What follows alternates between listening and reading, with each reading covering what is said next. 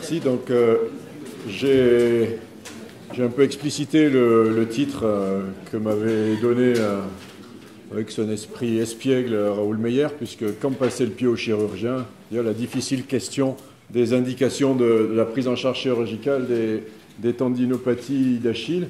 Et c'est vrai que c'est un sujet qui est pas facile.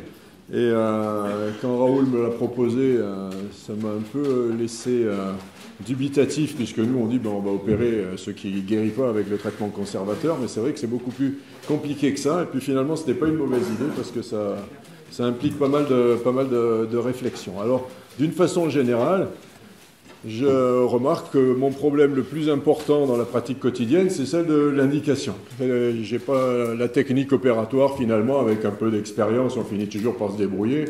Les complications, c'est un peu compliqué, mais finalement, on a aussi des arbres décisionnels. Et puis, pareil, quand on prend de l'âge et qu'on a à peu près fait face à pas mal de complications, on arrive à se dépatouiller aussi avec les complications.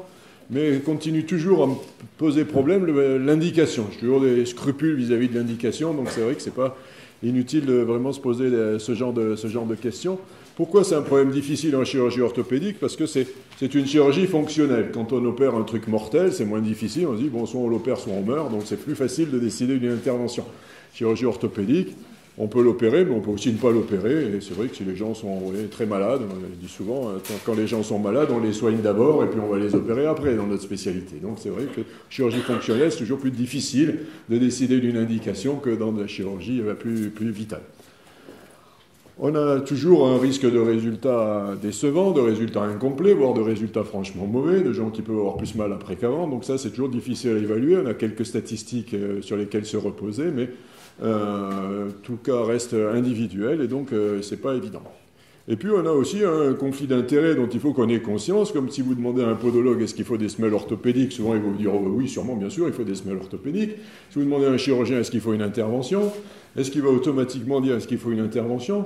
Sûrement pas, mais tout dans le système conduit à nous inciter à opérer beaucoup. Si on opère beaucoup, on est les bienvenus dans les cliniques, on va avoir les créneaux opératoires qui nous conviennent. Si on n'opère pas beaucoup, on va se retrouver refoulé au vendredi après-midi, on va avoir faire face à la grogne du directeur de clinique.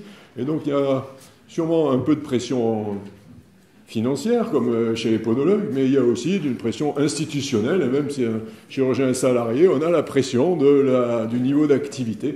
Et donc, ce qui est le rempart contre ça, ben, c'est notre déontologie, mais si on n'a pas conscience de ce conflit d'intérêts, on risque facilement, si on est un peu fatigué, si on baisse un peu de vigilance, de se trouver aussi entraîné un peu par ça. Donc c'est vrai que l'indication de recours à la chirurgie, d'une façon générale, reste un problème difficile. Et dans le cas particulier de la chirurgie de la tendinopathie d'Achille, alors on dit, c'est facile dans tous les livres, on dit on va opérer quand il y a une gêne qui persiste malgré un traitement conservateur prolongé. On dit on va opérer quand il y en a un échec des traitements non chirurgicaux. Et en général, on expédie la question en 2 lignes avec ce genre de phrase. Mais en fait, si on me demande de me poser la question, finalement, est-ce que c'est aussi clair? Quelle est une gêne persistante? Mais quelle est l'importance de la gêne par rapport à la demande du patient? Traitement conservateur prolongé, mais quel traitement conservateur? C'est ce qui a été un peu discuté ce matin. Est-ce qu'un traitement conservateur correct a été fait, ou est-ce que le traitement conservateur n'était pas correct? Et qu'est-ce que c'est qu'un traitement correct? C'est aussi des questions qu'on doit se poser quand on va décider de recourir à une intervention.